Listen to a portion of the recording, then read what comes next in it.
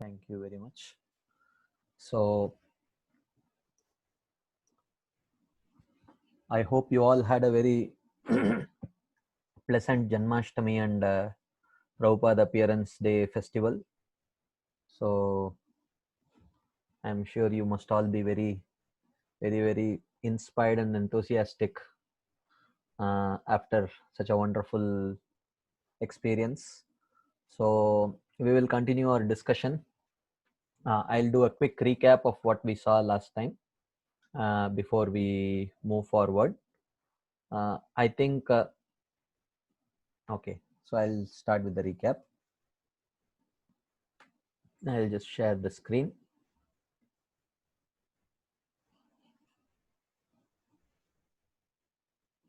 So, if you all remember,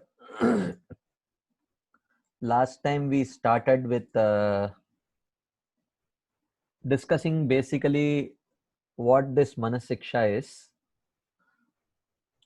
And for your information, the photo that you see here is Srila Chaitanya Mahaprabhu handing the Govardhan Shila to Raghunath Das Goswami, so which he worshipped, and he developed great attachment to Govardhan, and he composed many songs glorifying Govardhan. One of the most popular being his Govardhan Vasa Prarthana Dashakam, where he is beautifully requesting for an opportunity to stay at the foothills of Govardhan. He says, Nija Nikata Nivasam Dehi Govardhanatvam. Oh, my dear Govardhan, please give me an opportunity to stay near you. Give me the benediction to always stay near you. Nija Nikata Nivasam Dehi Govardhanatvam. So that attachment to Govardhan actually came from Chaitanya Mahaprabhu, who actually gave the Govardhan Shila, his own Govardhan Shila that he personally worshipped to Srila Raghunath Das Goswami. So last time we started by seeing basically what this Manasiksha is, what is the content. We saw some parallel between, actually we didn't see the parallel. Actually, most of our a good amount of last discussion we discussed on, the flow of nectar of instruction, how it takes us from the very beginning stage of devotional service eventually to the stage of prema. So today we will get an opportunity to see how Manasiksha does that. And as we discussed last time, these two books are not exactly same. In the sense, the flow of verses is not exactly same, but definitely they complement each other in the sense where there is a generic presentation in terms of nectar of instruction. Manasiksha goes into little more detail, and where Manasiksha presents something as a generic instruction, nectar of instruction goes little more into detail. For example, nectar of instruction says, you will have to overcome vacho vegam manasa krodha veham, and of course it talks about atyahara prayasa prajalpo niyamagraha. So, but it does not say how exactly it is possible, what exactly we need to do to overcome lust, anger, envy, greed, illusion, pride, which manifests in the form of these various kinds of atyahara prayasa and so on. But Manasiksha elaborates on that. And then Manasiksha, for some of the issues, it indicates that association of devotees is very important, but does not elaborate on that. But nectar of instruction elaborates. It says, oh, devotees means how do you make friendship with devotees? It says, dadati pratigranati guhyamakyati prichati bhungte bhojate cheva, these 6 ways. So with which devotees? That Manasiksha does not elaborate so much, but nectar of instruction describes the 3 types of devotees: Krishneti yasya giritam manasadriya, the Kanishtadhikari, Madhyamadhikari, Uttamadhikari. And further, nectar of instruction also elaborates on when you interact with devotees, you should learn to oversee their conditional faults, So that is something that it mentions. So that way, if you see, Manasiksha elaborates on certain things which Nectar of Instruction just glosses over, and Nectar of Instruction elaborates on certain things which Manasiksha glosses over.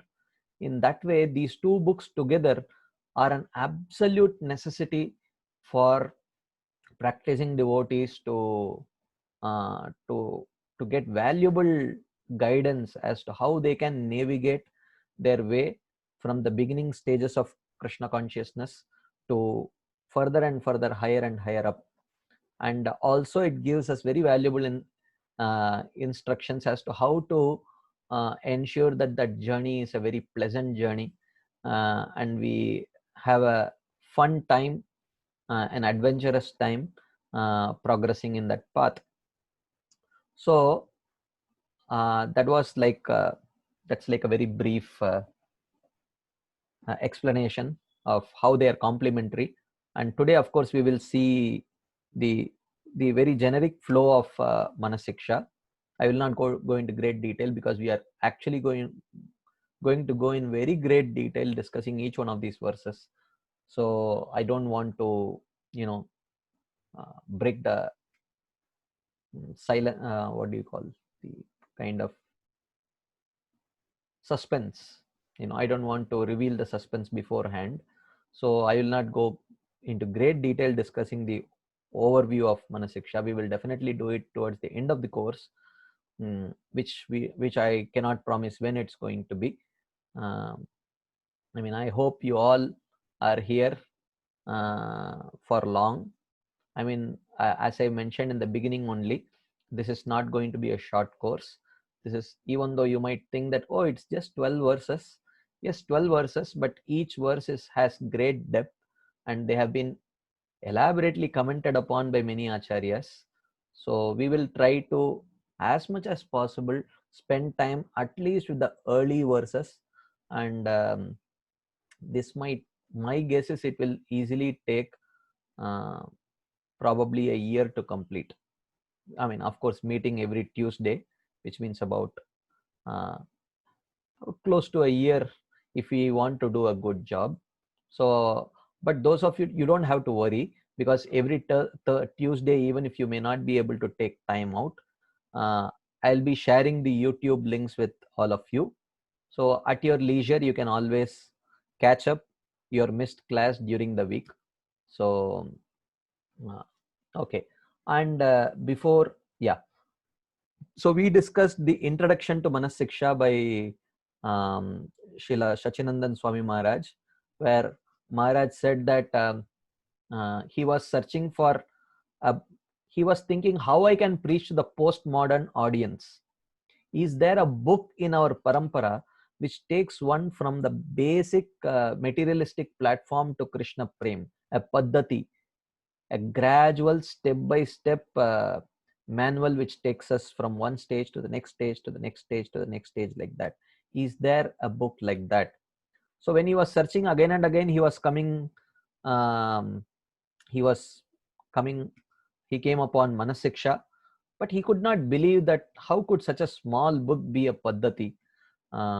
So Ravindra Swarup Prabhu told him, still he could not believe.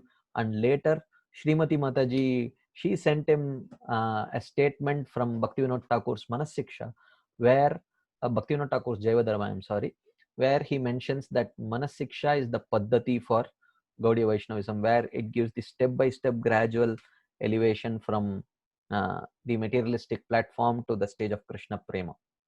So then he came upon Bhaktivinoda Thakur's primary commentary on Manasiksha, which is called as Bhajana Darpan, and it was very illuminating.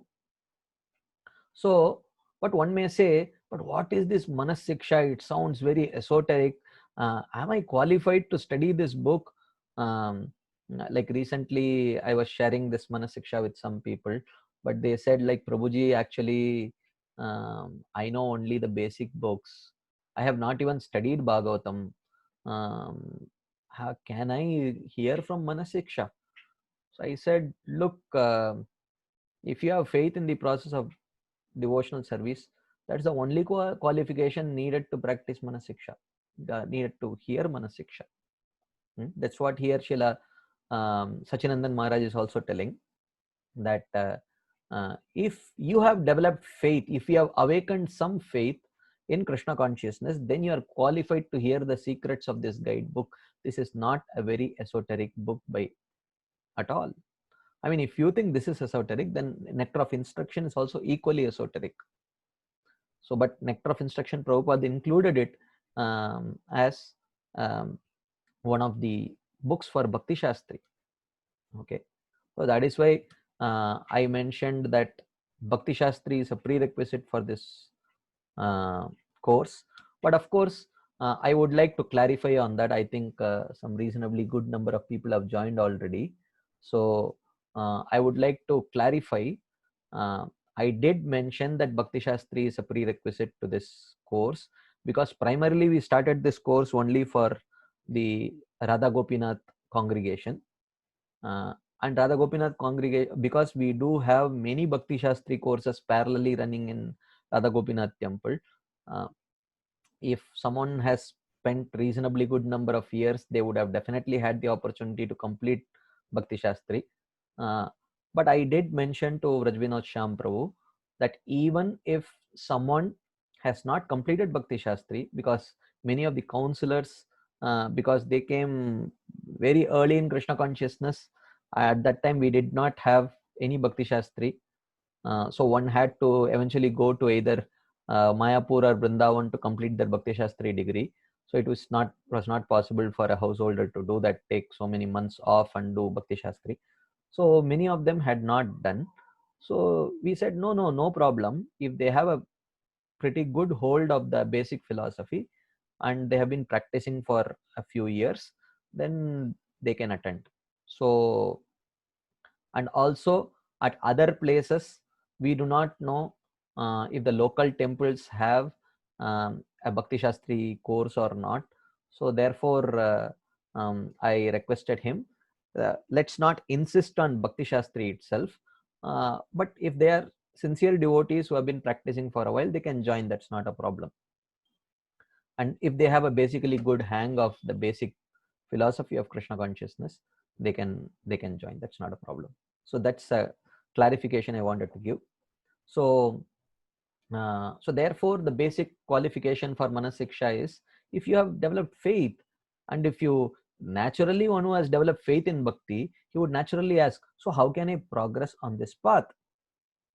So if that is the basic desire for a person, then Manasiksha, books like Manasiksha, Nectar of Instruction, they give that guideline as to how one can practically progress on this path, step by step, from one level to the next level to the next level, like that.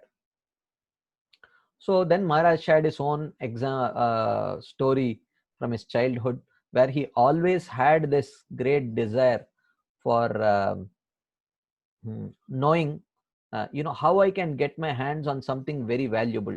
Is there a book which can guide you to, get something very valuable? So his friends told, look, there is an alchemical process by which you can get gold. And here is the book. So they took that book, and all the friends went together to the cellar, a basement, and they, for a long time, they were trying to make gold. But eventually that whole thing exploded on their face, and they had to miss school for a long time. So that desire was not fulfilled. But when he eventually came to Krishna consciousness, then he started valuing not gold, but he started valuing Krishna Prem. So he was looking for, is there a book which can tell me how I can step by step progress and reach Krishna Prem? So at that time he came upon Manasiksha. So Maharaj says, my practice of Krishna consciousness is according to the guidelines of Manasiksha, he says. And then Maharaj said, once he took 1 month break, and he went and studied this Manasiksha for a month along with learned commentaries on Manasiksha, and he really introspected. That's what Maharaj shares. And Maharaj says that actually I found miracles developing. He says that I found miracles developing in my life. And he says that then he says that Rupa Goswami says that at the end of this Manasiksha, if you follow these principles nicely, following in the footsteps of Rupa Goswami, you will get an opportunity to serve Radha and Krishna and Vrindavan. That is the Falashruti of this verse. And then he says, but even though the Falashruti sounds very exciting, Maharaj says, let me be extremely blunt. When you start following Raghunath Das Goswami's words, you will start seeing some open wounds in your heart and mind, into which the words of Raghunath Das Goswami will go. So he says that this will not be easy. It will not be easy because he will address each and every anartha which we even fail to notice actually. But he says, but don't run away. Just like someone, when the doctor is cleaning the wound and putting some tincture in it, it will be very painful. But the patient should not run away, because after the tincture, he is going to apply some soframycin or whatever, and tape the wound, and it is going to cure.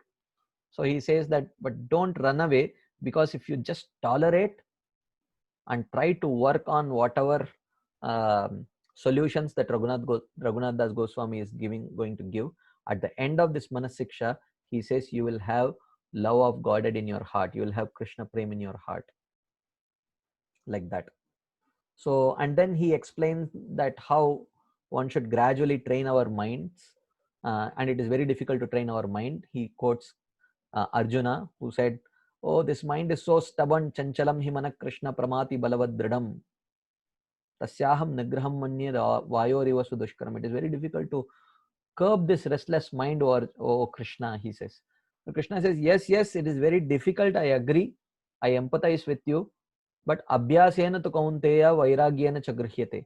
With proper practice and proper detachment, you can actually overcome this turbulent mind.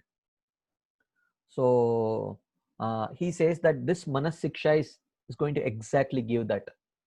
So even though that verse comes in the 6th chapter of Bhagavad Gita, which speaks about Ashtanga Yoga, but nevertheless the principle of Abhyasa and Vairagya is natural for any practice, any spiritual practice, including Bhakti. So he says that this Manasiksha book gives a suitable practice which can take us in that direction, and then it also gives us means of that developing that Vairagya. How it is possible to develop that Vairagya. So Manasiksha is that kind of a manual. So and then Maharaj speaks about, look, in this world there are two powerful forces. One is Kama, another is Prema. Kama is lust for any material things, and Prema is for Krishna. These two are very powerful forces, but and both in a sadhaka's life there is a struggle between these two forces. Why? Because we saw the same thing is identified by Vidura also in the 3rd canto of Bhagavatam. He says that yascha mudatama loke yastu buddhir param gataha tau bhav sukhamedete klishyati antarito jana. He tells Maitreya, taking a very humble position of a sadhaka, he says, my dear Maitreya, two kinds of people are very happy in this material world. Yascha mudatama loke. Mudatama loke means the gross materialist, whose goal of life is to enjoy in this material world. He is very happy. Why? Because there is no value system, no scripture which says, oh, this is sinful, don't do it, and this is very good, you should do it, even though you may not like it. So he does not have any value system which says that um, uh, therefore when he does something which the Shastras may call as sinful, there is no reason for him to feel guilty. Like for example, in this material world, there are many people who drink, uh, who do all kinds of things which are prohibited by the scriptures, but they don't feel bad about it at all. So they feel no guilt. There is no guilt. See, the problem of a sadhaka, the real problem of a sadhaka is guilt. Why? Because the Shastras say right, the Shastras speak in terms of right and wrong, whereas the sadhaka's mind thinks in terms of likes and dislikes. So so there is a powerful tug of war that goes on within the heart of the sadhaka between what he likes and what is forbidden in the scripture. He may like that which is forbidden, like intoxication, meat eating, illicit sex, gambling of various sorts. These are not black and white. There are many shades of all these things. It becomes subtler and subtler. um, so he may like these four things, but the scriptures forbid them. And certain things which the scriptures recommend as highly favorable, but he may not like them. He might not want to indulge in those activities. So there is this constant. But whenever he indulges in an activity which the Shastras forbid, and whenever he does not indulge in an activity which the Shastras highly recommend, he faces this guilt, and this guilt kills him. But one should not be afraid to face guilt. One should not get depressed by it, but at the same time we have to face this guilt. Otherwise we will remain a materialist only. So the first category of people who are happy are materialists because there is no problem of guilt, because there is no higher value system at all. The second category of people who are very happy are the perfected devotees. For them, what they like is what the scriptures recommend. They like to worship Krishna. In fact, they feel terrible separation if you take them away from worship of Krishna. They love to chant the holy names. Asaktistad gunakyane, preetistad vasatistale, namagane sadaruchi. They have desire to constantly chant the holy name.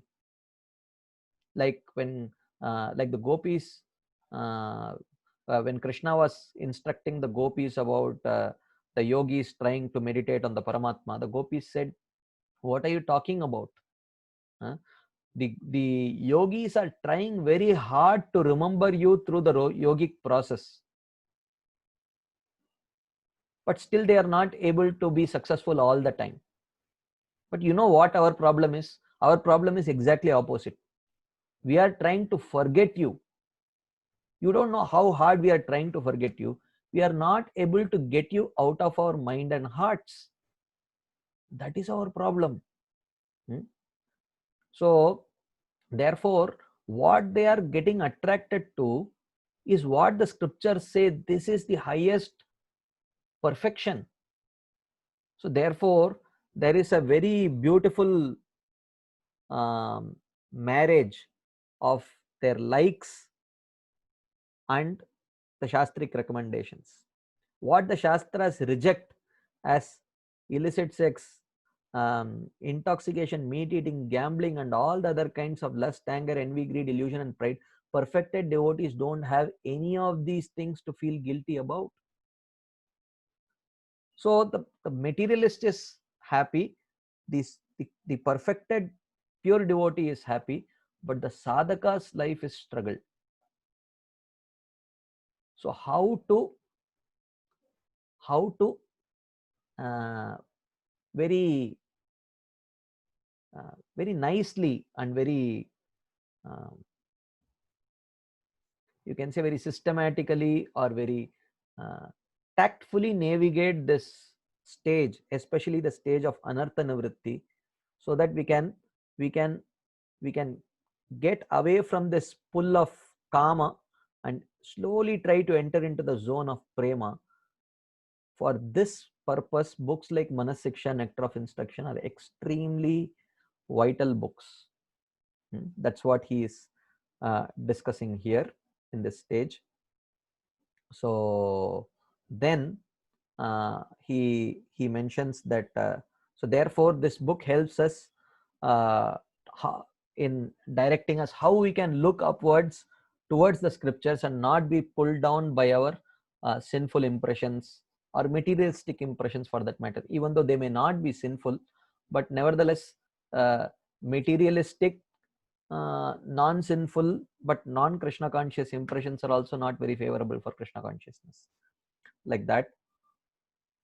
So therefore Maharaj says that it's very important that we don't just have association of devotees, but along with association of devotees we also need a proper mental practice, abhyasa and vairagya. Otherwise, just existing in the association of devotees while engaging in all our vices, not willing to rectify, not having a reasonably favorable mental practice, it is very difficult to progress further. That's what here Srila Sachinandan Maharaj very beautifully concludes this introduction to Manas Siksha by telling, if you don't have this mental practice and you always associate with material sense objects and material thoughts, then your Krishna consciousness is only a hallucination. So basically, therefore, this Manas Siksha is going to give us a step-by-step process of mental practice, which we can put ourselves into, through which we can gradually progress towards our goal of Krishna Prem. So this is where we ended our. This is the end of the recap of what we saw last time. But before we start today's discussion, I will pause for a few seconds. If you have any quick comments, questions based on what we discussed last time, today, you can please unmute yourself and please you can speak. I see Sureshwar Prabhu has unmuted himself. If you have a question, Prabhu, or comment, Hare please. Krishna. Hare Krishna. Dandavata Prabhuji. Dandato. Prabhuji, I want to know about mental practice, some elaboration on mental practice. Oh, the rest of the book is going to elaborate on that, Prabhu. Okay, thank you. Yeah, that's what the whole course is about, mental practice. Yeah, I see Madhavi Gopi Mataji, her hand is up. So can you, yes Mataji, can you speak?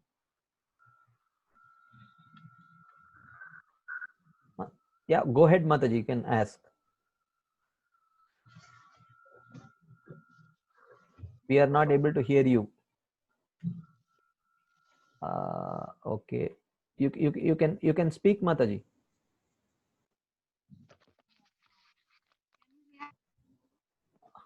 Hare Krishna. Yes Mataji, I can hear you now. Yeah, you had explained, Prabhuji, about the difference which comes between our desires and the rules and regulations which scriptures has set, which leading eventually to guilt. Mm-hmm. But I didn't understand like those devotees who are practicing devotees Mm-hmm. For some years now, like how we are, all have gathered. Correct. They have already are in the zone of who are following the four regulative principle fairly well. Correct, correct, correct. And they also know the scriptural regulations to not completely, but to large extent, some extent they know about it.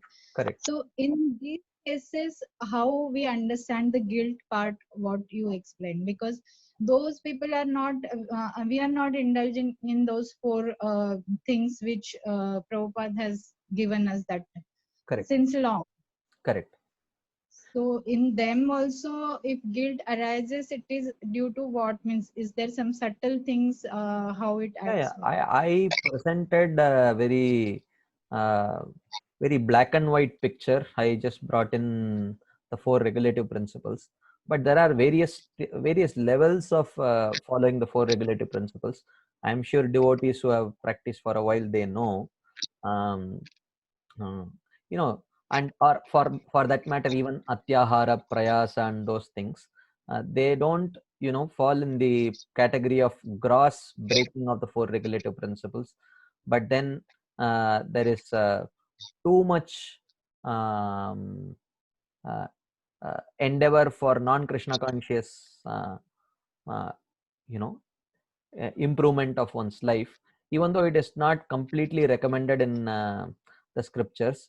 That could be a that could be one of the examples. There are so many such examples. Sometimes we may just spend time reading newspapers and news, even though you may say, oh, this is not breaking the four regulative principles. True, this is not breaking the four regulative principles, but it's not very conducive for Krishna consciousness. um, so like that, you can identify definitely, if definitely we are not indulging in any non-Krishna conscious, non-recommended activity, naturally, then we must actually be very, very advanced, which I don't rule out that possibility. I'm sure a few of you might already be in that category, but Yeah, and I think we can, means I will just add, you may correct me if I'm wrong, that even if we are taking up Krishna conscious practices, if we are not taking that up in the right consciousness, how it should be, yeah, that also can be the, subtler obstacle. From gross to subtle to subtler to subtler, we will of course we are going to address this, that the rest of the book is going to do a very good job in addressing what are the subtler. It will just bring out the subtler and subtler aspects of this dust which may be accumulated in our heart. We are going to do that. uh, that's the whole book about. Okay, So thank you, Praveen. thank you, Mataji. Okay, I see uh, Subir Prabhu, you can unmute yourself if, and you can. Hare Krishna. Dandavat Pranam, Prabhuji. Thank you Dandavat, so Prabhu. much. Thank you, Prabhu. Yeah. I'm Srinivas Prasad Das, Prabhuji. Yes, Prabhu. Prabhuji, my question is like you gave the reference of Bhagavad Gita, wherein Arjuna is giving this about telling about the mind that's restless, turbulent, and very strong.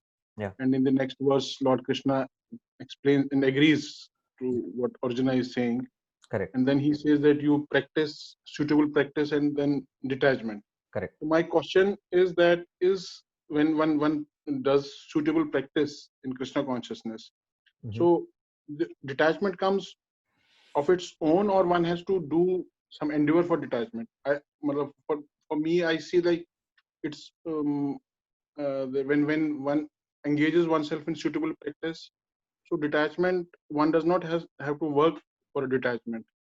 Yeah. So I just wanted to clarify that whether one has to do something for detachment or it automatically comes. Yeah, it does automatically come, but while it is coming, we will have to put ourselves in a situation which is um, which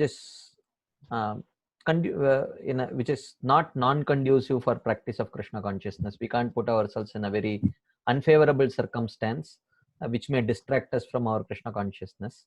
So some amount of endeavor is needed, but definitely that is for the purpose of pleasing Guru and Krishna. So therefore that is not considered as an endeavor in the direction of detachment, separate from Krishna. Like for example, you can't sit in a room where someone is watching a movie or a cricket match and hope to chant your 16 rounds. So at least that much detachment to pull yourself to another room and chant, that much detachment is needed. So you may call it, oh no, just by my chanting Hare Krishna Maha Mantra, automatically I will get that detachment. We cannot say that. Yes, we will get, but till then, at least because Krishna may not like if I am sitting in such a place and trying to chant my 16 rounds. So therefore, that much practice we need to do, and eventually, by practicing Krishna consciousness, definitely we will develop detachment also. But what I feel that when somebody is like sincerely trying to practice suitable practices, so he will not even feel comfortable sitting in that room himself. Correct, Prabhuji. You are presenting an ideal case, but we all can ask in our own lives that situations are not so ideal, our consciousness is not so ideal, and our sincerity is not so ideal. So we may many times succumb. um, uh, we may say, oh, it's okay, like that. So I have seen various grades of sincere chanting. I have seen some devotees, householders, who have constructed their house in such a way that they have a small room inside which they go, and one person can sit inside, and then he shuts the door, and next to 2 hours there is absolutely no distraction, he can't look anywhere, and he sits and chants like that, from morning 5 o'clock to 7 o'clock. 5 o'clock he goes in, 7 o'clock he comes out. Like that he has been doing for last many years, many decades almost. So such kind of sincere practitioners are there. We all have our own definitions of what is sincere chanting, sincere reading, and all that. So therefore it is a gradual process, like that. That's my understanding. Yes, thank you so much, Prabhuji. Thanks a lot. Thank you, bro. Krishna, bro, I saw your, yes, bro. Can you? Yeah, thank you very much, Prabhu. This is just another a point to supplement what just now this Prabhu asked. Mhm. I think there's some amount of balance which we have to strike Mhm. between focusing on the positives, namely bhakti, Yeah. and also at the same time trying to withdraw ourselves from non-Krishna conscious activities Correct. and try to develop vairagya. Correct. So we can't just take one and then leave the other. Correct. So some kind of a right balance has to be there.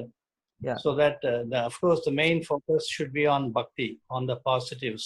No, actually, And as we hear from, as we see in Bhagavatam, bhakti pareshana bhava virakti ranya chatraiva trikayeka kalaha. So that way the vairagya will gradually come out of the progress in bhakti. Correct. But as you rightly pointed out, we also have to make some efforts to deliberately not get into situations which will be unfavorable. correct. I hope my understanding is correct. Yeah, perfect, bro. Perfect. That is right. And actually, we also have to understand what constitutes sincere practice of bhakti also. Because Rupa Goswami himself, in one of the 64 items, what to speak of one of the 64, in the first 10 items only, he says, Bogadityaga Krishnasya Hetave. He says that one has to give up sense gratification for the purpose of pleasing Krishna. So he is actually making a point of vairagya, but he has listed it as one of the primary limbs of devotional service only. So, but it does not come under shushka vairagya or dry detachment, because Bhogadityaga Krishnasya Hetave. For the purpose of pleasing Krishna, he is trying to do that. So, in that sense, it comes under bhakti only, and not dry vairagya, like that. Thank you, Prabhu. Thank you, Prabhu. Okay, I see Golokeshwari Mataji. Can you unmute yourself? Yeah. Yes, Prabhu. Hare Krishna, Prabhu. Thank you so much. Your classes were very nice and we get lots of realization. Prabhu, I have a doubt from last week class that you were explaining about conditioning and condition. So could you please explain more about it, Prabhu? Because my understanding is we're all conditioned. That's why we're going through all the suffering, thirst, hunger, everything is there. So we are conditioned. So what is that conditioning, Prabhu? Or we are more degrading? Is it in that way? No. Okay. So I sort of later realized that the usage of these terminologies can actually create some doubt. So I said conditional and constitutional. So we have a standard understanding of conditioning means my material inclinations, my material vasanas, my material inclinations, like that. And constitutional means Jivera Swaruphoy Krishnera Nityadas. So for in our discussion last time, I did not use these terminologies in that particular context at all. When I said conditional, it means it is like, for example, just before the class started at 6:30, I took my prasadam. So I was hungry. But now at 7:40, now I am not at all hungry. So I don't have udaravegam. I don't have the desire for the urge of my belly is not there because it is full. So under certain conditions, like for example, morning once and evening once, that urge of the belly comes. So so that is a conditional urge. And when so in that sense, I used the word conditional. Conditional means only under certain conditions they manifest. Similarly, everything vachovegam, at sometimes we have that urge to speak, but that urge to speak is not there all the time. Sometimes we just want to keep quiet, and we don't want anyone to come and speak with us also. So therefore the urge to speak is also conditional. We have that urge at some time, at that some time we want to express it like that. So the first verse talks about things which are conditional. It comes at sometimes, it manifests, and then when it is satisfied, it goes away like that.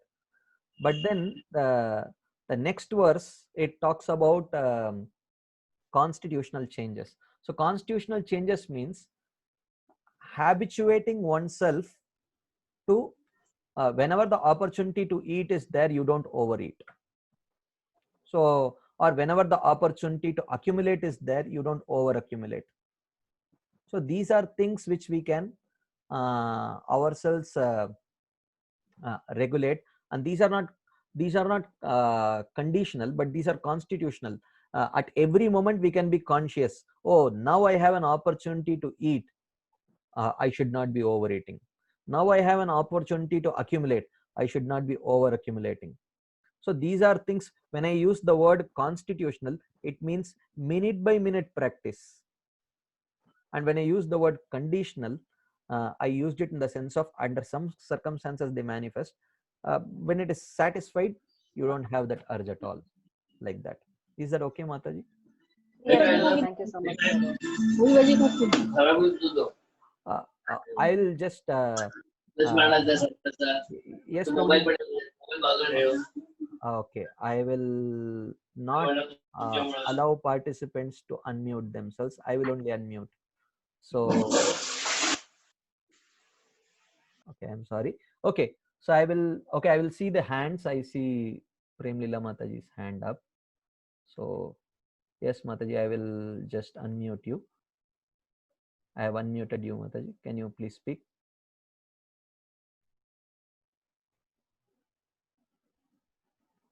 Hare Krishna. Okay. So Dilip Prabhu, I have unmuted you. Can you unmute yourself and speak? Hare Krishna Prabhu. Yes, Prabhu. Am I audible? Yeah, you are. So Prabhuji, this is regarding a serious devotee, who's initiated, who has got deities at home, and of course following the principles and all. The question is that how much time and emotion can such a person give to a non-devotee who can be a family member or a childhood friend on a regular basis? How much time and emotions can a person, and that person is not interested in Krishna consciousness at all. So how much time and emotions can you give to that kind of a person on a regular basis? Thank you, Prabhu. Okay. So see, when it comes to a family member, definitely that responsibility aspect is there. And when you fulfill your responsibility, there is a good chance that when that person appreciates you are taking that responsibility nicely, then even though he may not be immediately interested in Krishna consciousness, but it gives him a very solid platform to eventually gain that interest in Krishna consciousness. Because ultimately we go out and preach to uninterested people only. But why not there is a ready-made audience at our home, and we do have a responsibility also as a family member to fulfill. So why not be nice to them and give them an opportunity to appreciate you, and when they appreciate you, they get Agyat Sukriti because you are a devotee. So, and when that Agyat Sukriti accumulates over a long period of time, eventually it transforms into what is called as Shraddha or faith. So then they become qualified to practice bhakti. So therefore, you cannot, if you say preaching is a spiritual activity, then dealing with family members, taking care of family responsibilities is also preaching, because when you do it nicely, then you give an opportunity for your family members to become favorable to Krishna consciousness. So therefore, one should not see it as being any different from that, but rather, so it depends on the mood with which we approach this this aspect. If we approach it in the mood of oh, I want to get some gratification, I would like to spend some nice time with them and enjoy, if that mood is there, then it is not very favorable. But if you think, let me be nice to him, he already has affection for me, if I give him more and more opportunity to be affectionate to me and appreciate something connected to Krishna, then very soon he will become Krishna consciousness. He will become Krishna conscious. If that mood is there, then definitely that is not unfavorable. It is favorable. One should do that. And regarding friends, like we have to see, you know, for again the same principle applies, because friends means they already have an appreciation for you. So if your approach is, if I am nice to him, he will appreciate and he has a opportunity to come close to Krishna. If that mode is there, then speaking with that friend is as good as preaching. So that way I have over the years stayed in touch with many of my school college friends, and to various degrees they are becoming favorable to Krishna consciousness. So if the mood is right, I don't think you can sort of give up, like, you know, 20 minutes per week, you know, I cannot say like that. So it all depends on the mood. So that's what I would say. Is that okay, Prabhu? So I see I think Aranya Vihari Prabhu, I think his name Aditya Kaushik. Okay, Prabhu, I have unmuted you. Hare Krishna, Prabhuji, Pranam. Prabhuji, I just wanted to extend the question of Srinivas Prasad Prabhu regarding the detachment. So when Shri Rupa Goswami says anasaktasya vishayan yathartham upajitah nirbandha Krishna sambandha. So Prabhuji, will your further discussions give some light on this aspect also? Or you want to throw some light? Yeah, Yukta Vairagya, because see, especially for householders, how to go? Because I have another question related to it. Because last time you spoke something about bhav, that because the person who attains, the devotee who attains bhav, for him to fulfill the rest of the other duties becomes very difficult. So at that stage, he actually physically can go and stay in dham, etc., etc.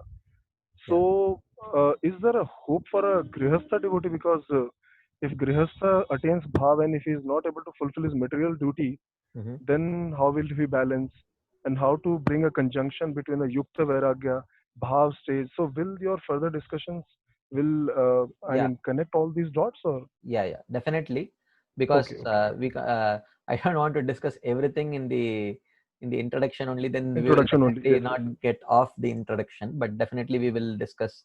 There will be a lot of scope for discussing all these points later in our discussion. So one last, I will just unmute. But Prabhuji, if before concluding, last time when you said that once the devotee attains bhav, he physically can go because he cannot fulfill rest of his responsibility. So that means he cannot, in the sense he is so completely attached to Krishna that he can't think of other obligations. But he can come down to the level of a Madhyamadhikari and act also. He is not incapable of doing that. He can do it. So Madhyamadhikari means he has not attained bhav stage. Is that understanding, or who? Madhyamadhikari? Yes. No, bhava stage is Uttamadhikari. Bhav stage is Uttamadhikari. Okay, okay. Okay, Thank you, Prabhuji. Yeah, thank you. I am unmuting Mataji, Premlila Mataji. Mataji, you can speak. You can unmute yourself and speak, Mataji. I've unmuted you. Oh, yes, Prabhu. Yes, Prabhu, my question is, the gross thing what we do, like, Krishna conscious and non-Krishna conscious, it is observed, like, we know that this is a gross thing which is doing wrong. But there are some subtle things which is not very conducive to your Krishna consciousness. It may be like, envy may be a broad thing, but being very possessive, being very negative. Correct. We always see our fault only in the gross, but sometimes I feel gross doesn't make much difference, but like the deep, that envy nature or competitive nature, putting somebody down, Yeah. trying to hate somebody, anger with somebody. I think that kills your Krishna conscious more. Yeah. If it's true, how to work on it. Yeah, the rest of the book is that only, Mataji. So we will have sufficient times discussing this thing in great detail. Sure. Okay. Thank you, Professor. Thank you. So one last question. I see 2 hands up. I will lower Dilip Prabhu's. I will unmute him so he can ask. Then we may have to move ahead. Yes, Prabhu. Dilip Prabhu, I have unmuted you. Dilip Prabhu, I have unmuted you. You can. Sorry.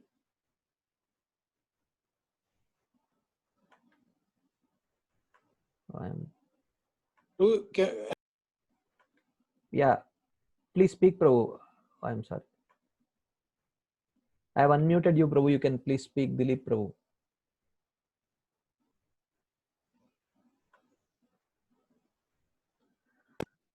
Am I audible, Prabhu? Yeah, you are.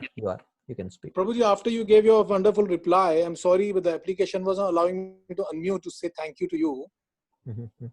So just a connected question. Yeah. This person that we spoke about, that you spoke about, okay, when if it's a friend and we can give him our time because it's something like a family member only. So can we understand that we should always have an undercurrent that whenever the time is right, we can preach to that person? Yeah. Because what I understand is there are 2 kinds of devotees. One is the Goshti Anandi, and one is Bhajananandi. And the Bhajananandi is not interested in preaching, but the Goshti Anandi person is interested in preaching. So what if you are a Goshti Anandi? No. Then you're interested in preaching. Wait.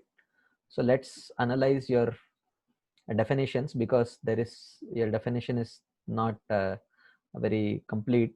A Goshti Anandi is not that he is not interested in preaching.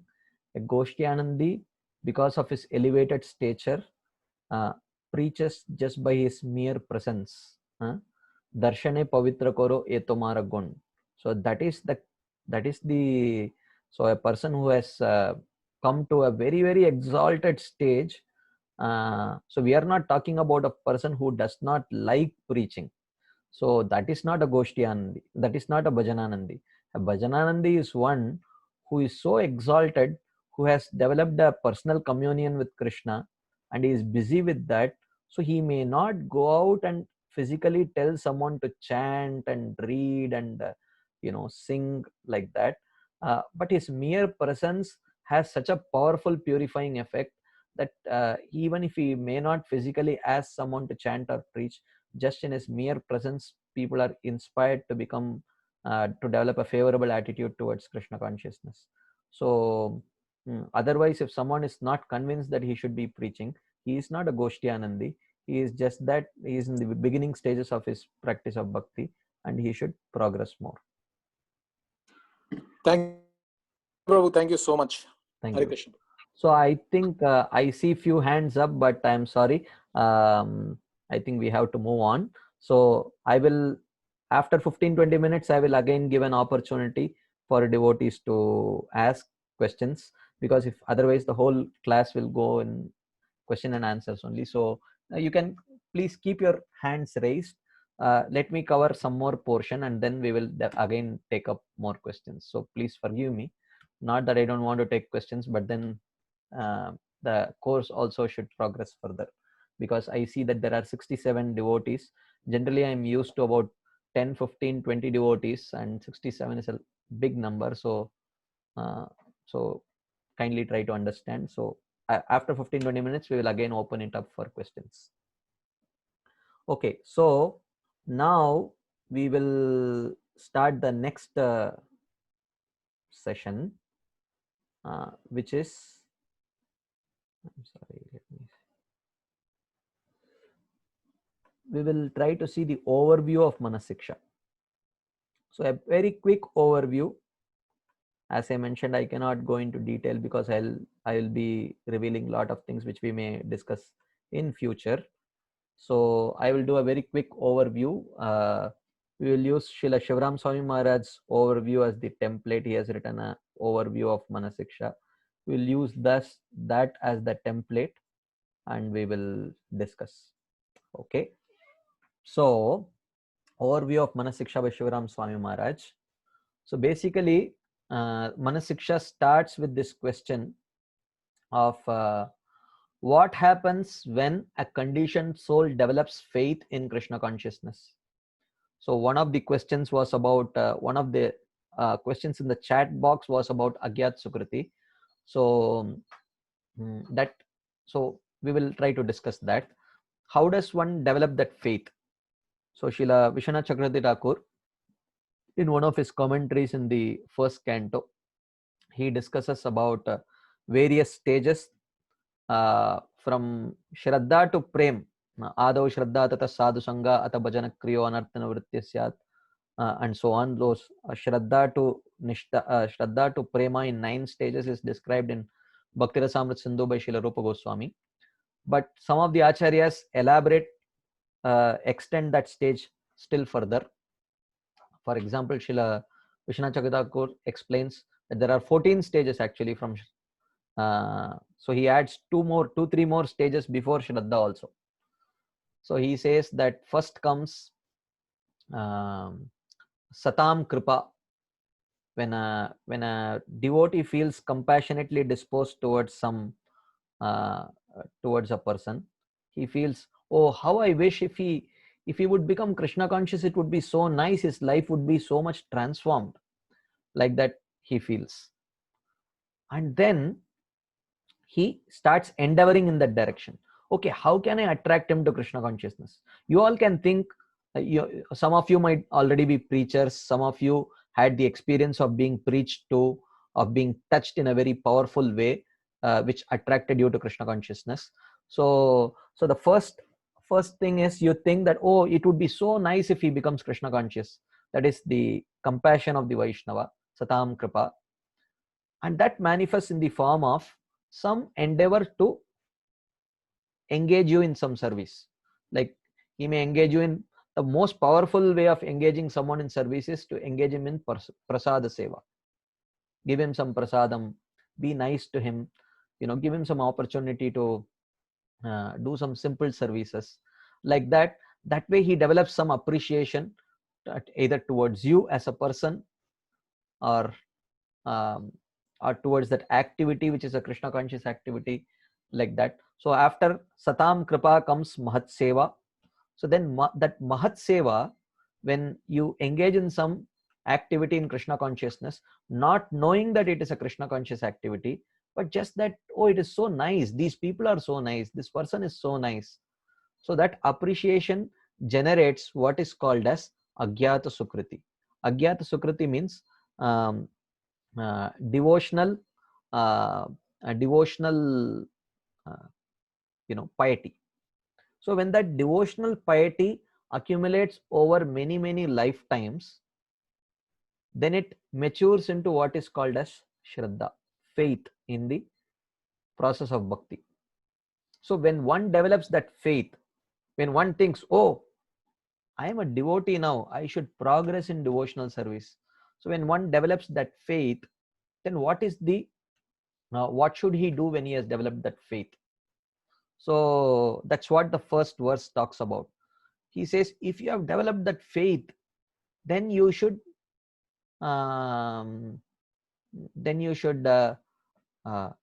surrender to Krishna. So how do you surrender to Krishna? By developing love. Because when Krishna speaks about surrender, or when the scriptures speak about surrender or Sharanagati, so they are not talking about surrender at gunpoint. You surrender or you will lose your head, but you still have your free will. You can choose not to surrender also. I give you all the free will to not surrender. So it's not like that. So surrender means whenever scriptures speak about surrender, they speak about surrender that is generated out of love, not even fear of punishment. That is not surrender. Then you are surrendering to not Krishna, but that is surrender to not wanting to suffer.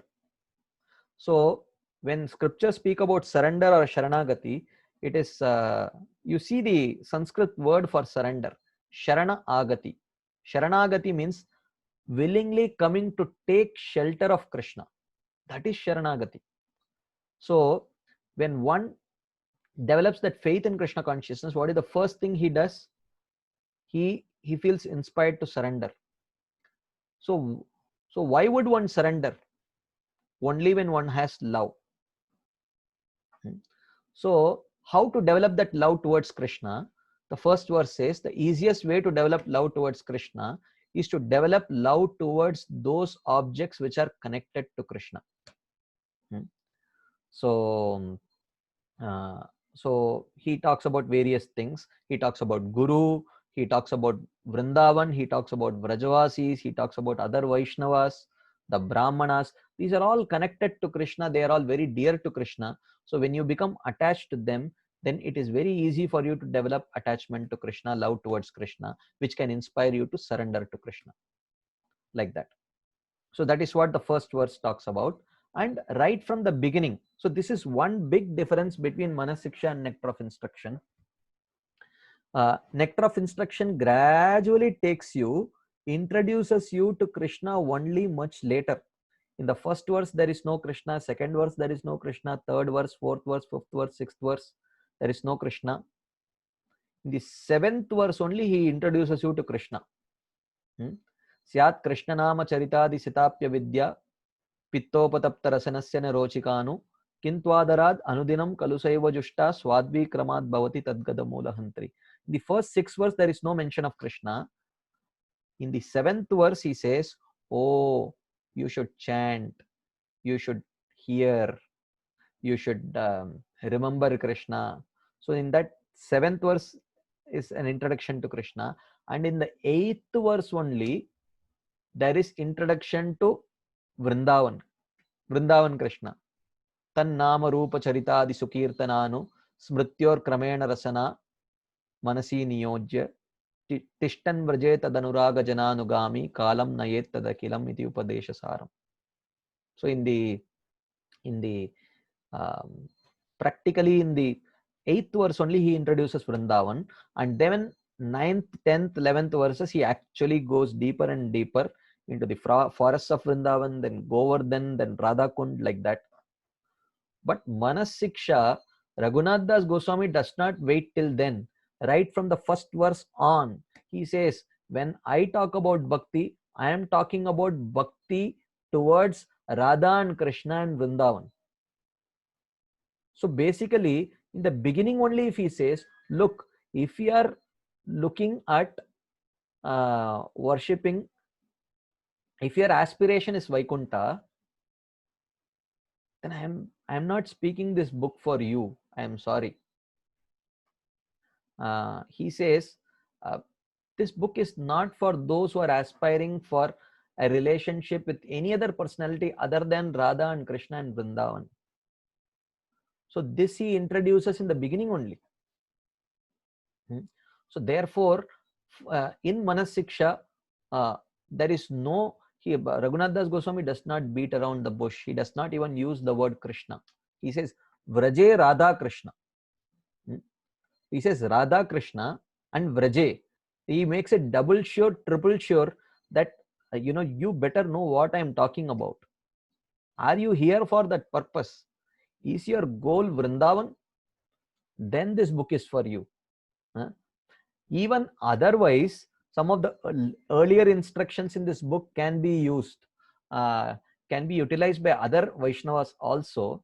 It's not that he wants to sound very exclusivistic, but definitely he wants to present a book which is meant for Gaudiya Vaishnavas, whose aspiration is to serve Radha and Krishna and Vrindavan. So therefore, he makes it very clear that here Krishna means not even Krishna in Dwaraka, not even Krishna of Mathura. It is Krishna, the son of Nanda Maharaj only. Aradhyo Bhagavan Vrajesha Tanayas Taddhama Vrindavanam Ramya Kachidupasana Vrajavadu Vargenaya Kalpita Srimad Bhagavatam Pramanam Amalam Prema Pumarto Mahan Shri Chaitanya Mahaprabhor Matamidam Tatradaro Nappara. He says that Aradhyo Bhagavan Vrajesha Tanaya. This we are taught right from the beginning of Krishna consciousness. So Aradhyo Bhagavan Vrajesha Tanaya. The worshipable Lord is not the Lord of Vaikuntha, not the Lord of even Dwaraka, and he is not even the Lord of Vrindavan. He is not even Vrajesh. Vrajesha is Nanda Maharaj. He is Vrajesha Tanaya. He is the son of the Lord of Vrindavan. Tadhama Vrindavanam. Tadhama is not Vaikuntha or Dwaraka or Mathura. And who are the role models? Who are the persons? Who are those devotees who worship Krishna the best? Ramya Kachid Upasana Vrajavadu Vargenaya Kalpita. So they are actually Vrajavadus, the gopis of Vrindavan. They are the most, the best worshippers of Krishna. This also we learned right from the beginning. Who are the best devotees? We all know Vrajavasis, and amongst the Vrajavasis, the gopis are the best. We don't wait till we reach Bhava and Prema or Raganuga Bhakti to know this. Right from the beginning, we are fed this. This is our bread and butter. We grow up in Krishna consciousness, hearing this day in and day out. We may not hear the intimate pastimes of Krishna with the gopis right from the beginning, but we do know that the gopis are the highest devotees. That much we know. Srimad Bhagavatam Pramanam Amalam. And what is the proof? Bhagavatam is the proof. Prema Pumarto Mahan. And what is the highest goal of worshipping Krishna? That is Krishna Prem. So in this way, we know these things right from the beginning. And therefore, in Manas Siksha also, right from the beginning, he is very clear. This book is meant for those people whose aspiration is worshipping Radha and Krishna and Vrindavan. Like that. And then he says that if one has developed that Shraddha, then one should accept a guru, take Diksha and Siksha from him. Adav Guru Padashraya, Shri Krishna Dikshadi Sikshanam, Vishrambena Guror Seva, Sadharma Pracha, like that. Of the 64 limbs, the first 5 limbs, 6 limbs are connected to accepting a guru only. You accept a guru, Guru Padashraya, Shri Krishna Dikshadi Sikshanam, you take Diksha and Shiksha from him. Then Vishrambena Guror Seva, how will you reciprocate? Serve him with lot of love and affection and respect. And Sadharma Pracha, and then inquire from him about practice of bhakti. And then Sadhu Vartmanu Vartmanam, and then he will guide you to follow in the footsteps of the great sadhus. You try to follow in that footsteps. Like that. So this is all connected to the guru, which is indicated here by the word Gurau. And then you eventually worship the Vaishnavas and Vrindavan, like that. So, so gradually this process of Diksha and Siksha takes one into the realm of Bhajana Kriya, like that. So I'm not reading as it is what Maharaj has presented. I'm just presenting the essence and elaborating on some points. Okay. So therefore, then if we have accepted the process of Krishna consciousness, so you have developed, now you have taken up to bhakti. So now I am a devotee. So now how is a devotee expected to fulfill his obligations when it comes to the, basically even maintaining his own body? Then little bit more, maintaining his family. maintaining his profession. How is he supposed to take care of that? This, the second verse of Manasiksha addresses this point. I will not go into detail because I will be breaking the suspense. So how are we supposed to work and live in this world while simultaneously be dedicated to spiritual life? So I see that practically everyone is a householder here. So the second verse very beautifully is going to address this point. We will discuss this in detail.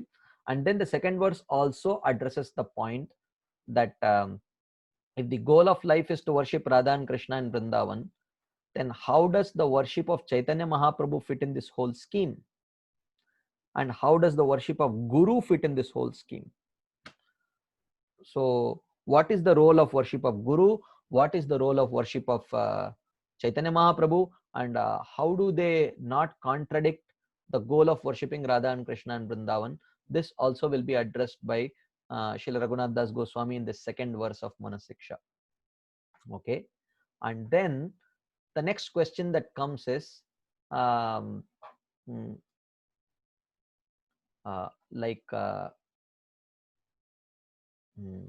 the third verse talks about actually, is it possible, you say that the goal of life is Radha and Krishna and Vrindavan. If that is my goal, then should I just stick to the teachings of the Goswamis?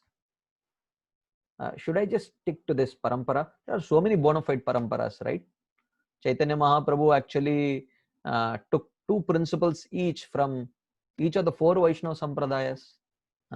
He took from the Sri Vaishnava Sampradaya about pure devotional service and Vaishnava Seva. Then he took,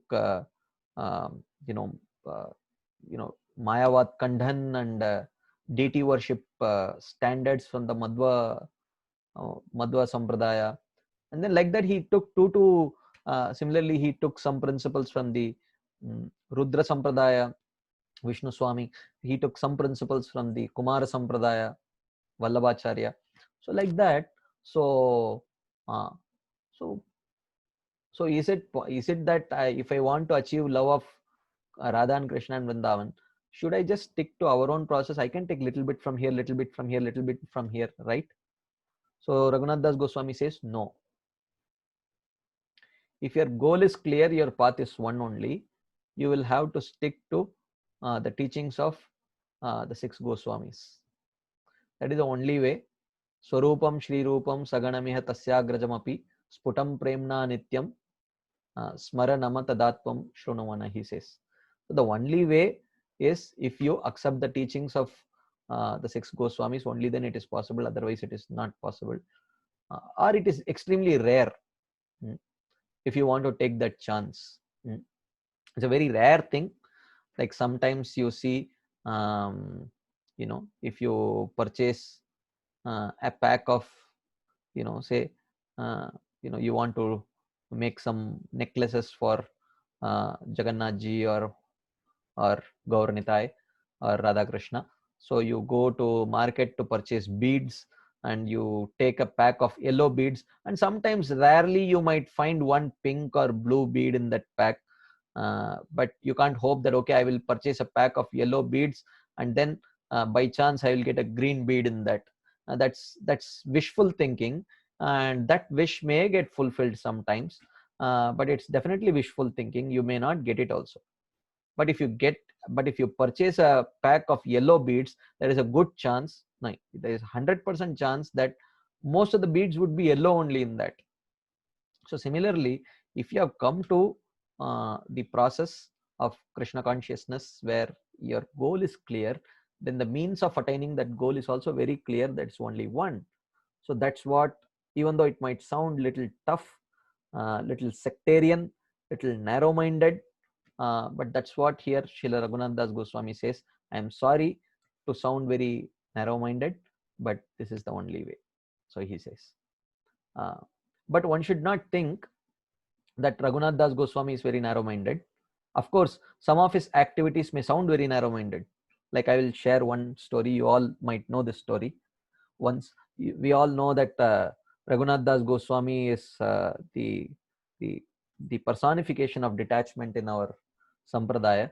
So he used to take once in a few days just 1 cup full of buttermilk, and his followers were troubled by this.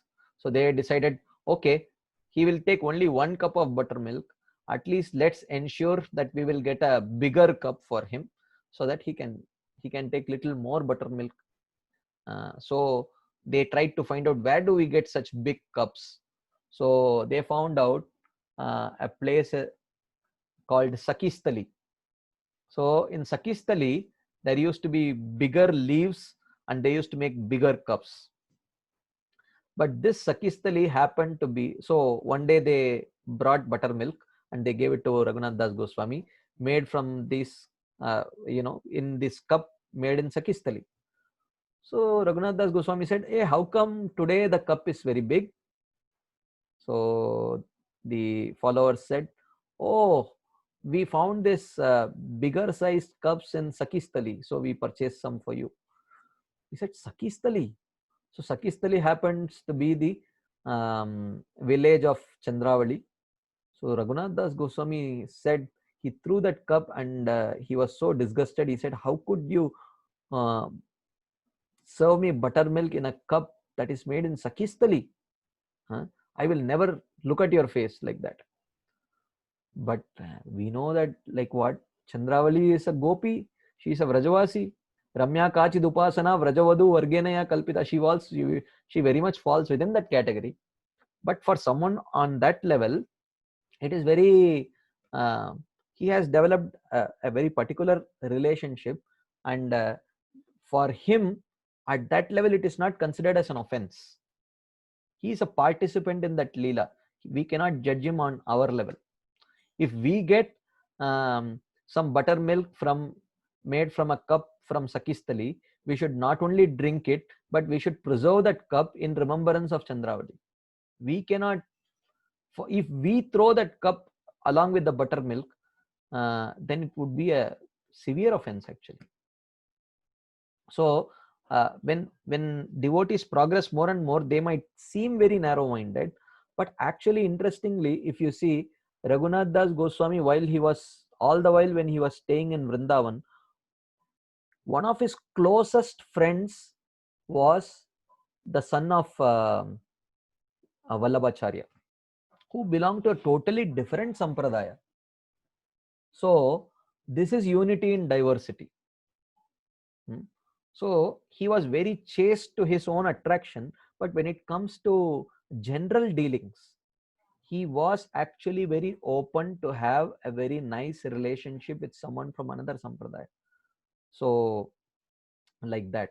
So anyway, I don't want to get more into details of this, but this is just, we were discussing the third verse where he says that is it possible for one to get love for Radha and Krishna and Vrindavan anywhere outside our parampara? Very rare, generally not. Okay, and then we come to the next question, which is in the first verse. Actually, he mentioned that you develop love for Krishna by developing love towards anything connected to Krishna, is tadiya.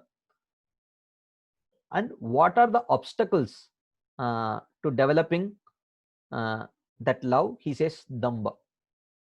Damba literally, when translated, means pride, but damba, the word damba as used here by Raghunath Das Goswami, indicates something more than just pride that we know.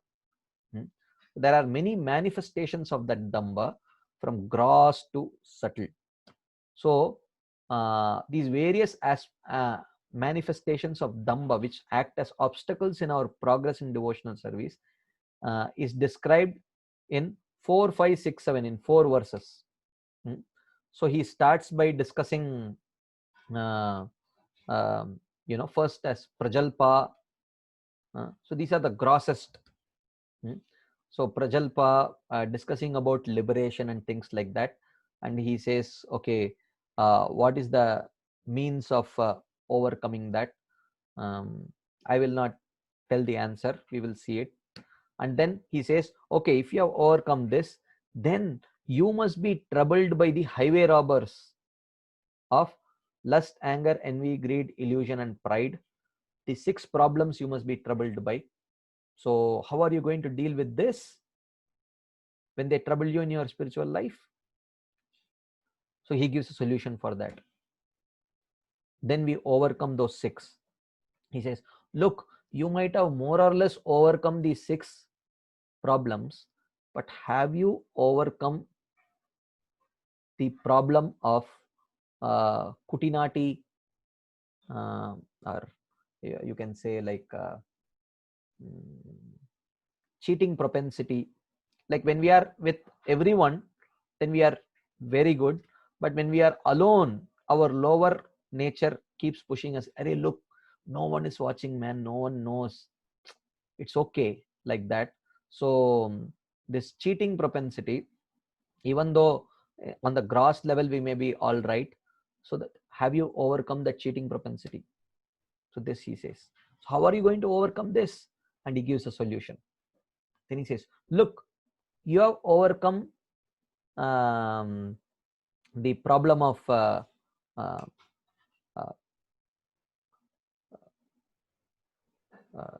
lust, anger, envy, greed. You have also overcome the problem of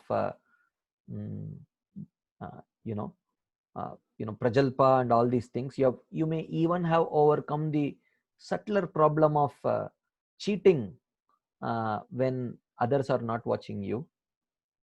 But have you overcome the problem of pujala pratishta? When the glorification comes, have you learned to overcome it? How are you going to overcome this? He gives a solution. Okay, so I am sure as and when you are hearing this, you must be getting interested, because I think at various levels we all are troubled by these from gross to subtle to subtler to subtlest anarthas. We are so in 4 verses he really exposes our finer and finer dust that has accumulated in our heart, and gradually gives us very beautiful solutions to overcome these problems. So now, and for most of the problems he gives the solution as serving Vaishnavas, calling for Vaishnavas, like that. So then he says, but what, in the 8th verse he says, what if no exalted Vaishnavas association is available? What are you going to do? He says, offer prayers to Krishna. Take shelter of prayers. That is the instruction of the 8th verse. Then he says, so he says prayer and worship. Take shelter of praying to the deities and worshipping the deities. Then he says, but one may say, okay, I should pray. What should I pray for? Whom should I pray to, and what should I pray for? He says, oh, good question. This he answers in the 9th verse. He says, oh, you can pray to Krishna for this. You can pray to Radharani for this. You can pray to Lalita Devi for this. You can pray to Vishaka Devi for this. You can pray to Giriraj Ji for this. And you can pray to Radhakund for this. So these are the people to whom you should go and pray to. And then these are the things you should ask for from these people. Like that he guides us. So then finally in the 10th verse he says he glorifies Radharani, because ultimately he is taking us in the direction of becoming servitors of Radharani and her servants. So therefore he glorifies Radharani in order to develop a special attraction in our heart towards Radharani. And of course Radhashtami is coming very soon. So this should give us all the more impetus to take shelter of this book, because ultimately towards the end of this book we will develop, hopefully before next Radhashtami, we will have developed a very good attraction for Vrindavan, Krishna and Radharani, like that. And then in the 11th verse, he says, in this way, you should follow these instructions while carefully trying to follow in the footsteps of Rupa Goswami. And then definitely, and then he says 5 things, like Shravanam, Kirtanam, Smaranam, Archanam, like that you develop in this way, you engage in these 5 activities with respect to Radha and Krishna and Vrindavan, while following carefully in the footsteps of Rupa Goswami. Then what happens? In the 12th verse, he gives the Falashruti that you will attain service for Radha and Krishna and Vrindavan. So this is like a brief, overview of this Manasiksha. Even though Srila Shivaram Swami Maharaj has given a little more elaborate overview, but I purposefully choose not to go over this overview because it reveals a lot of things which we will see in future, and it sort of douses the the eagerness, so that that secret factor, that secrecy is not, it's broken. So I purposefully choose not to go over this again. But you know what, but we will not skip this, but once we complete, then we will get back to Srila Shivaram Swami Maharaj's overview of Manasiksha, and then we will actually do a more thorough recap of this whole book. So at this point of time, let me pause, and I see 2 devotees already have their hands up. So I will request Subir Prabhu. So I will, oh, I'm sorry, I should not.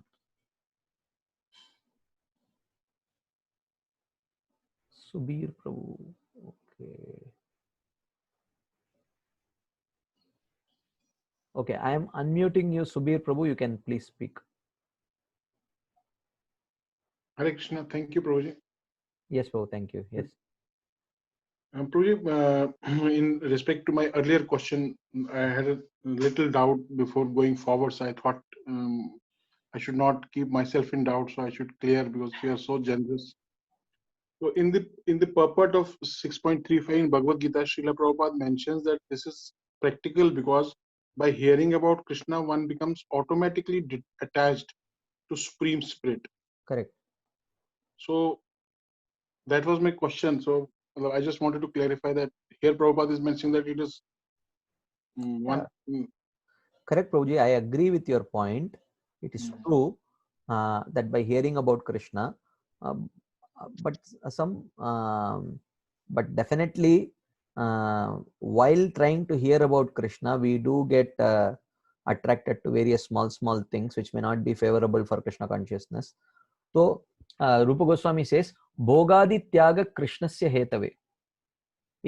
When you have an opportunity for indulging in sense gratification, but you say no with a desire to please Krishna, that is not considered in one sense as vairagya, that is considered as bhakti only. So if you say, no, that is no problem, I will simultaneously keep hearing about Krishna and I will start indulging, and just by my hearing, that indulgement will also go away. It is true, but that attitude is not right. So the favorable attitude would be, yes, I will hear, but at the same time, to indulge in this, Krishna will not be very pleased, my Guru will not be very pleased. So let me try to refrain for their pleasure. So that is not dry vairagya. So what is rejected in here is actually dry vairagya, but this is a kind of yukta vairagya or appropriate vairagya, rejecting those things which are unfavorable for Krishna consciousness for the pleasure of Krishna and Guru, also falls within the category of bhakti only. So therefore that is not considered as separate vairagya in that sense. Is that okay, bro?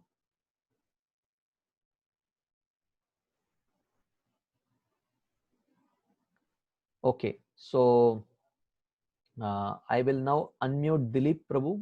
So I have unmuted you, Prabhu. You can speak if you are still there.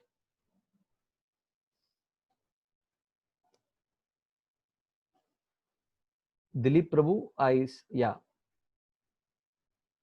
I'm not sure if my hand was, maybe my hand was raised by mistake from the very start. So it's me who did it right now. Okay, fine. Sorry, bro. Thank you. I'll lower your hand. Okay, I see Gopinandi Mataji. I'm unmuting you, Mataji. Hare Krishna Prabhu. Thank you so much for taking up this book. My this thing was, we did Madhuri Kandambini self-evaluating tools, and in even that we have all these stages where Anishtita Bhajan, then you have Anarthanavati and Nishta Bhajan, all those things. Most of the things, Puja, La Pratishta, and Prajalpa, all those things are dealt even in there. So how is it different from Manasiksha, and how is Manasiksha going to address differently? Yeah, definitely there is some overlap because the nature of these two books are little similar, but nevertheless there are some additional guidelines given, and certain places where the focus is not much placed in Madhuri Kadambini, it is placed little more in Manasiksha, while the focus of Madhuri Kadambini is to actually describe each of these stages very clearly.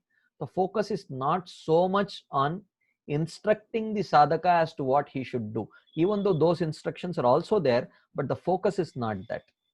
Okay. But in the case of Manasiksha, it is purely, the focus is not to describe each of these stages.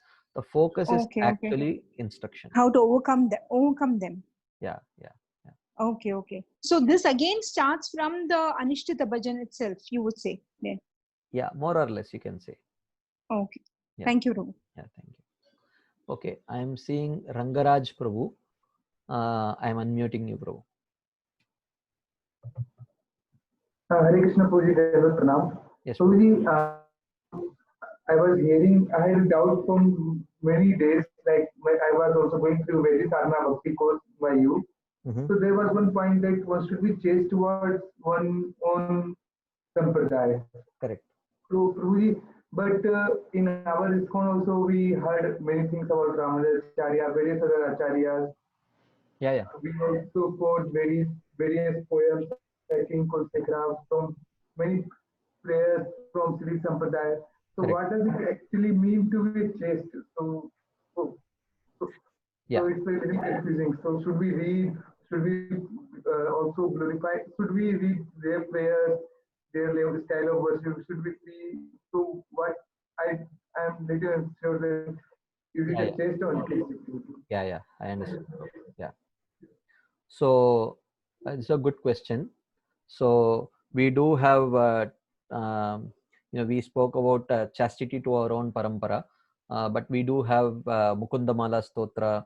But of course, that is because Prabhupada himself has written translation and commentary to that book, and because he presents sentiments which are very much in line with the conclusions of our sampradaya. So some of the books by other sampradayas have also been adapted and commented upon by our own acharyas in a way that is that will reinforce our faith in our own parampara rather than reinforce our faith in some other parampara.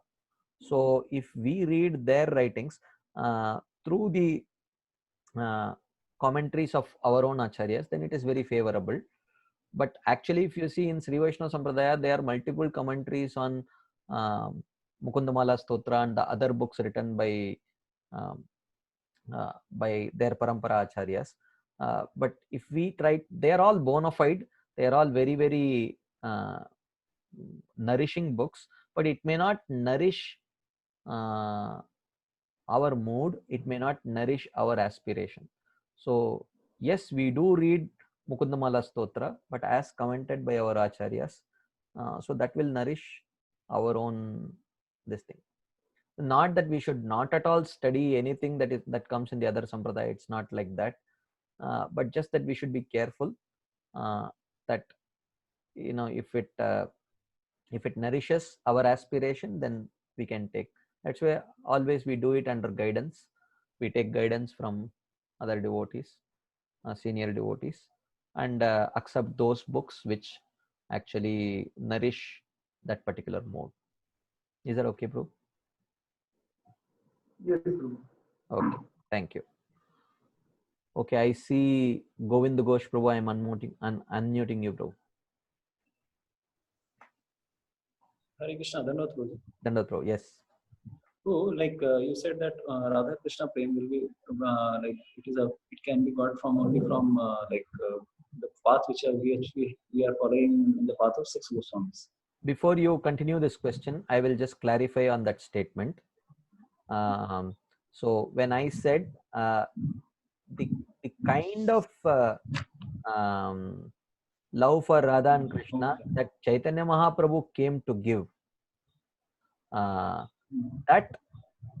that particular flavor of love towards Radha and Krishna and Vrindavan, that you can get only through our sampradaya and through no other sampradaya. Okay. Like some of it is answered only, but still, we see even in Vrindavan and all other places, there are many sampradayas who are worshipping Radha and Krishna in Vrindavan. Correct. But their mode is little bit different from ours. Correct. That's why I clarified. Okay. So they will also get, right? They are also getting. If they are chastely following their sampradaya, then they will also get. They will also get a mood that their acharya came to give. But anarpita, that may not be anarpita charanchirat karunaya avatirna hakalau samarpayitum unnata ujjvala rasam. That may not be that kind of this thing. The flavor will be different. If you are comfortable with that flavor, we can follow them and get that. Okay. Thank you. Okay, so anyone else? Okay. There is one question. Can you explain the mechanism through which chanting attentively cleanses our heart of anarthas? It's a very good question, but lot of these points we will be discussing later, because it would be slightly tangential to the discussion that we are doing right now, which is we are just doing a very brief overview of what is going to come. So therefore we will not take this question right now. Definitely during the course of our discussion, when we reach the fourth, fifth, sixth, seventh verses, how gradually, not only by chanting, how by practice of bhakti and various elements of bhakti, slowly the various anarthas get cleansed. We will discuss that in detail there. Okay, so I don't see any further hands up, so I think we will move on to the next section. We still have 20 minutes. We will see what we can do. I will just share the screen. Next we will discuss the third topic, which is importance of Manasiksha. So this is a very beautiful article, very well researched article by Her Grace Urmila Mataji, which discusses about what is the role of Manasiksha in our Gaudiya Vaishnava Parampara. What is the importance of this book? Why we should study this book? So we are going to, I am sure you all must have studied history in your social studies, in your 8th standard, 9th standard, 10th standard. Some of you might have studied BA history or whatever, I don't know. But for me, only till 10th standard I studied history. But now we are going to study some Gaudiya Vaishnava history, because history also has its own role in developing appreciation. If we know the history, we see some not so likable trait in our own parents. Sometimes I see, when I was young, I used to see my father sometimes getting angry on certain small things. So my mother used to see that I was getting upset about it. So she used to tell me my father's history, how he grew up in such a big household. um, you know you know my grandparents had 10-12 children, and grandfather left his body very prematurely. So literally they were like, grandmother was not working, and literally everyone was like an orphan. So they were growing here and there at different places. It was a very difficult childhood. So therefore my mother was explaining, look, he had to go through a lot of problems growing up. So therefore one small issue that came because of that was he became little angry and irritable at certain small things. So you can tend to overlook it. So when you come to know about this history, then your whole perspective of either a person or a process, or it changes actually. And another example where my sister used to when she was in school, I remember she used to come home and complain about this one classmate of hers. She's like this, she's like this, she's like this, she was irritating me, she was very angry, like that. So my mother told, look, don't judge her. Maybe she must, you one day go to her home and find out. A very radical suggestion that my mother gave to my sister. One day you go to her home and find out. Either my mother suggested, or incidentally my sister had to go to her home, or something like that.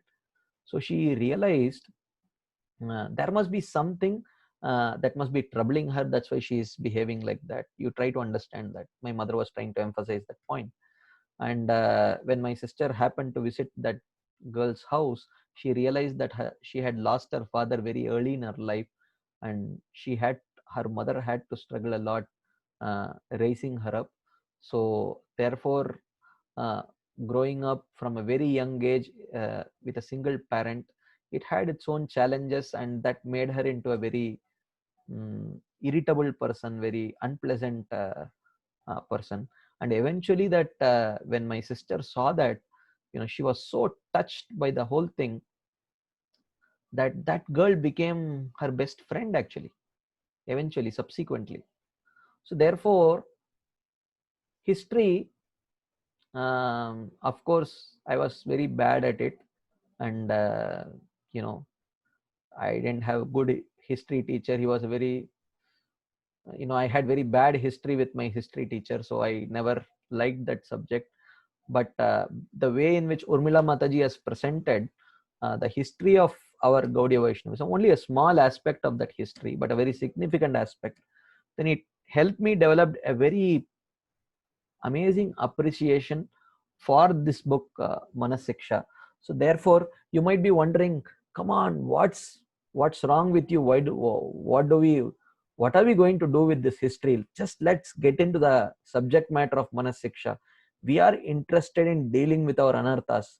Prabhu, just come back to the subject matter. Don't just keep beating around the bush, we may feel. But I am just telling you, if you just be a little patient, this is a long article, quite a long article. But if we know our history a little better, if we know in the whole history of Gaudiya Vaishnavism, how relevant is this book Manasiksha, then definitely it will help us develop a more mature appreciation for this book. So for that matter, we will try to, at least the next few minutes, whatever we have, and then of course we will continue this discussion in our next discussion. We will try to understand the history of our Gaudiya Vaishnavism, especially Bhakti Siddhanta Saraswati Thakur and Raganuga Bhakti. So those of you who attended the course on demystifying Raganuga Bhakti, the online course, for you this is going to be a repetition. So I hope you don't mind. So we are going to repeat it now. Maybe some points I did not add all the points there in those slides, but we will be discussing little more here to understand the relevance of Manasiksha. So there in that course, demystifying Raganuga Bhakti, I focused on Raganuga Bhakti. With that as the focus, we discussed the history.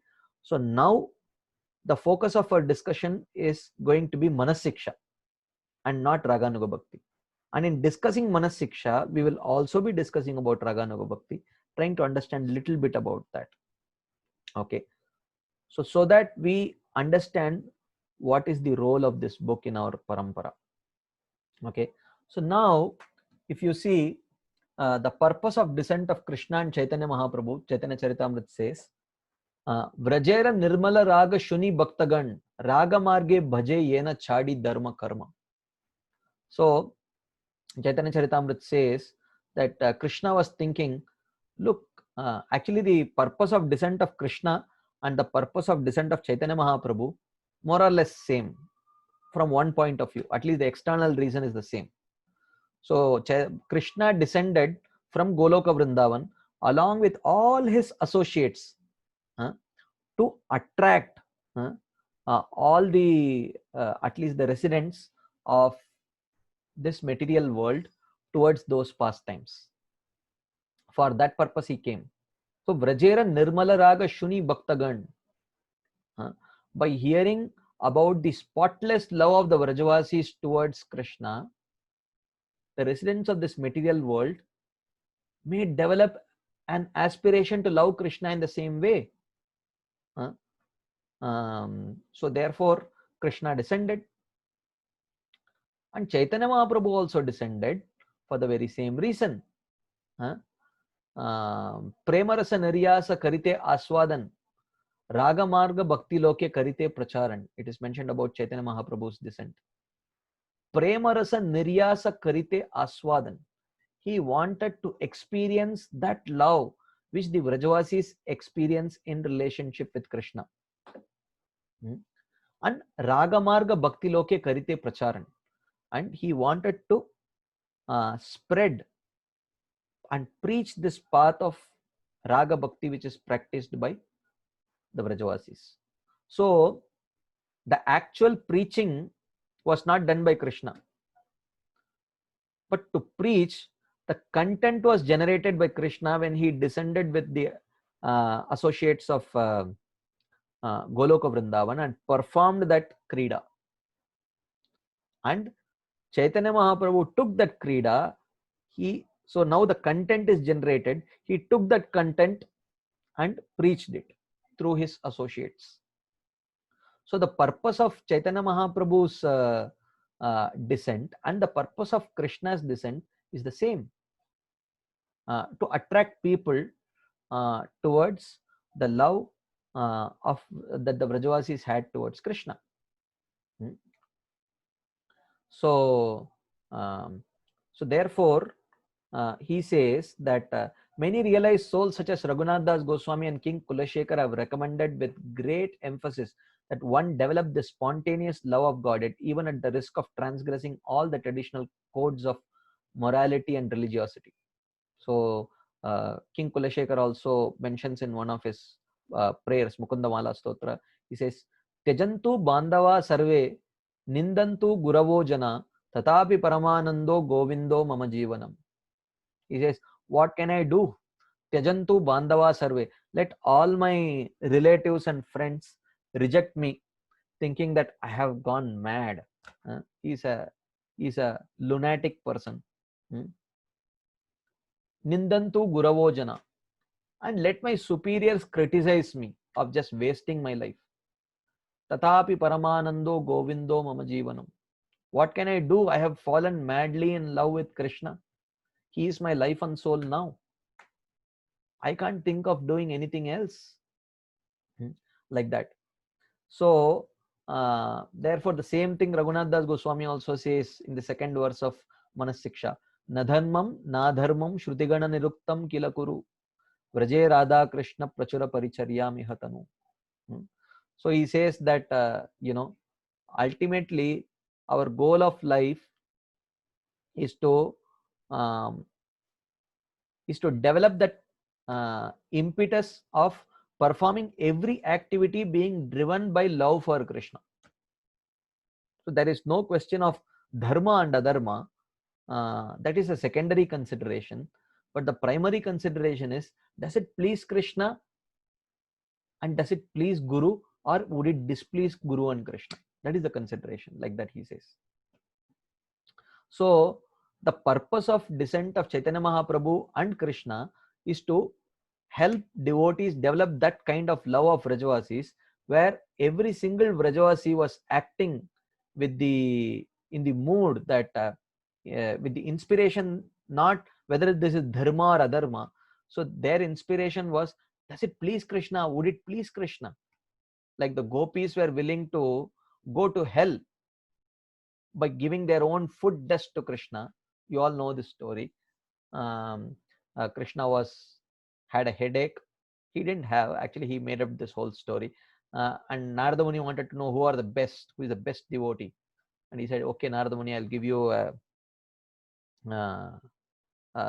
means of finding this out. So he said, whomever you think are the best devotees, you go and ask them. You tell them that Krishna has a headache, and his headache can be cured only if you give your foot dust. So he went to Dwaraka. He asked the queens of Dwaraka. They said, oh, Krishna has a headache. We are very much worried. We will give any medicine that you want. And they said, no, your foot dust is needed. He said, what? Foot dust? Forget it. We will go to hell. And how is it? It's inappropriate to give foot dust to our own husband. So, they refused, and then many other people refused. Eventually, they came to the gopis. Before even Narada Muni completed the sentence, they already started scraping dust off their feet and collecting them to give to Narada Muni. And Narada Muni was surprised. He said, do you know whom you are giving this dust to? He said, yeah. Do you know what will be the result of giving your own foot dust to Krishna? He said, yes, we may go to hell. And then they said, then why are you giving? He said, but you said it will relieve the headache of Krishna. So they were completely concerned about that. They didn't consider dharma, adharma. We are giving it to the Supreme Personality of Godhead. But of course, we cannot prematurely think like that. We cannot start scrapping dust from our lotus feet. We will definitely go to hell for that. But how do we gradually reach that stage of consciousness? That will be described gradually in this book. So, but the purpose of descent of Krishna and Chaitanya Mahaprabhu was to establish this bhakti of the Vrajavasis, which takes only the pleasure of Krishna into consideration. But historically, now we hear that criticism of Prabhupada. Did Prabhupada give everything that is needed to go back to Goloka Vrindavan? Or did he just give the ABCDs of spiritual life? This is the criticism of Prabhupada. And believe it or not, this criticism is also in Parampara. Because the same criticism was there for Bhaktisiddhanta Saraswati Thakur also. So people criticized Bhaktisiddhanta Saraswati Thakur left, right, center, telling that he did not give what Chaitanya Mahaprabhu actually came to give, which is Raganuga Bhakti. So how this criticism developed, why it developed, what is the history behind this, we will discuss this next Tuesday. So, just like, serial, the soap operas that you see in the TV, they end every episode with some kind of, suspense. And of course, incidentally, because the time is over, that's why I'm not taking that subject matter. It is an incidental suspense. I will not be, not that I am planning to end every episode with a suspense, but definitely we will see historically why people criticize Bhaktisiddhanta Thakur and how in essence it's the same kind of criticism for Prabhupada, and how it's an unwarranted criticism. We are going to understand this And at the end of this discussion, your appreciation for Manasiksha will be doubled, tripled, quadrupled, whatever it may be. So, but with that purpose, we are discussing the history. So we'll continue discussing this history next Tuesday. So we still have a few minutes. I will pause right here and see if there are any quick comments, questions before we wind up for the day. So we have 3 minutes left. If there are any quick comments, questions, we will take. So I see Shriram Prabhu. I am very, very glad and happy. Hopefully he will connect with me after the discussion is over. Very happy to see you after a long time. So any other quick comments, questions? Okay, I don't see any hands. I think most of you must be tired. So thank you very much. It was very happy to have your association. Hoping to have your association next week also. So thank you very much. I see one hand up. We still have 2 minutes left. Subir Prabhu, I'm unmuting you. You can please ask. Hare Krishna. Yes, Prabhuji. I just wanted to say thanks from the core of my heart, the way you are taking us to this wonderful journey. Thank you, Prabhu. You can, So I could not hold myself to say, express my deepest gratitude to you. Thank you, so very much, Prabhu. Yeah, thank you. Very beautifully, you are taking us to this wonderful journey. Jai. Thank you, bro. Thank you. Hare Krishna. Okay, so thank you very much. So we will end our discussion here and we will continue next Tuesday, 7 o'clock. So thank you very much. Hare Krishna. Srila Prabhupada ki Jai. Srila Raghunath Das Goswami Pad ki Jai. Shri Manasiksha ki Jai. Hare Krishna.